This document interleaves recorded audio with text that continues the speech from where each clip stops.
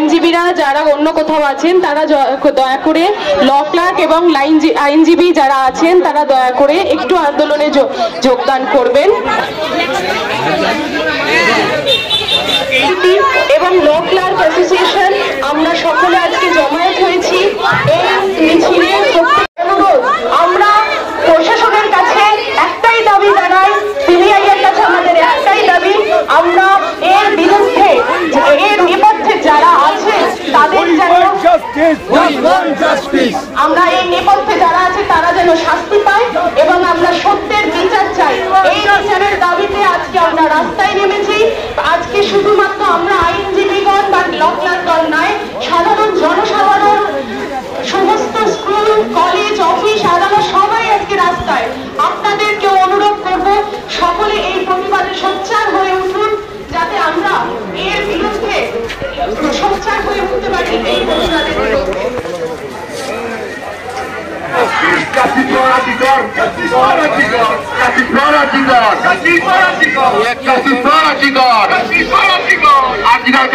অত্যাচারের বিরুদ্ধে বিচার চাই, বিচার চাই, আজিরাগারের বিচার চাই, বিচার চাই, বিচার চাই। We want justice, we want justice, we want justice, justice, justice, we want justice, justice, justice, justice for Ajikar, justice for Ajikar, justice for Ajikar, justice for Ajikar. We want justice, justice, justice, we want justice, justice,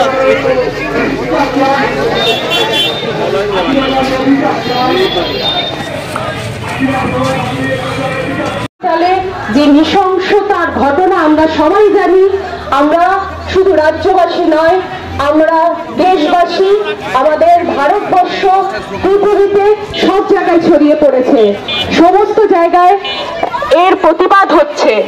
নিয়ে যে পৈশাচিক নারকীয় ঘটনা নিয়ে আজকে পশ্চিমবাংলা, ভারতবর্ষ সহ সারা বিশ্ব উত্তাল।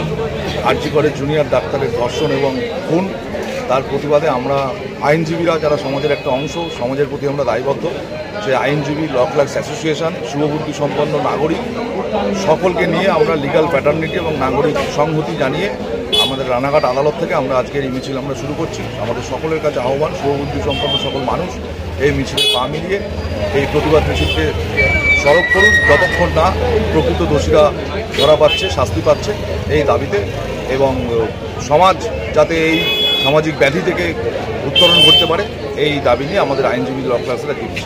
দাদা, আপনারা তো সিস্টেমের পার্ট, কোথাও কি মনে হচ্ছে যে সিস্টেম আরও বেশি এগোনো উচিত ছিল? কি অবশ্যই অবশ্যই, যেটা এই ঘটনার জন্য, যে ঘটনার জন্য আজকে হাইকোর্টের মহামান্য সুপ্রিম কোর্টে ছুটতে হচ্ছে, এটা তো রাজ্য পুলিশেরই দায়িত্ব ছিল। সে তখনই এফআইআর করে দোষীদের অ্যারেস্ট করে যেখানে ঘটনা হয়েছে সেখানে সম্পূর্ণ জায়গা কর্ডন করে কোনো রকম প্রমাণ লোপ করার চেষ্টা না করে প্রকৃত তদন্ত করলেই আজকে এই কদিনের মধ্যে প্রকৃত আসামিরা ধরা পড়তেন। তো আমাদের মহামান্য সুপ্রিম কোর্ট এবং মহামান্য কলকাতা হাইকোর্টের উপর যথেষ্ট আস্থা রয়েছে। মহামান্য সুপ্রিম কোর্টের মনিটরিংয়ে এই তদন্ত চলবে সিবিআইয়ের হাতে। আমরা আশা রাখছি যে এটার একটা পজিটিভ কোনো রেজাল্ট আমরা পাবো। আবেগগতভাবে এটা তো একটা মিছিল গেল, লিখিতভাবে কিছু জমা দিচ্ছেন না? লিখিতভাবে এখনই আমরা কোনো মিছিল জমা দিচ্ছি না, আপাতত মিছিলেই আমরা আছি। এর পরবর্তীতে আমরা আমাদের সংগতভাবে বসে আইনজীবীরা সকলে একত্রিতভাবে বসে যদি কোনো ডেপুটেশন কোথাও দেওয়া যায় সেটা আমরা মৃন্ময় চক্রবর্তী, সম্পাদক, রানাঘাট বার অ্যাসোসিয়েশন।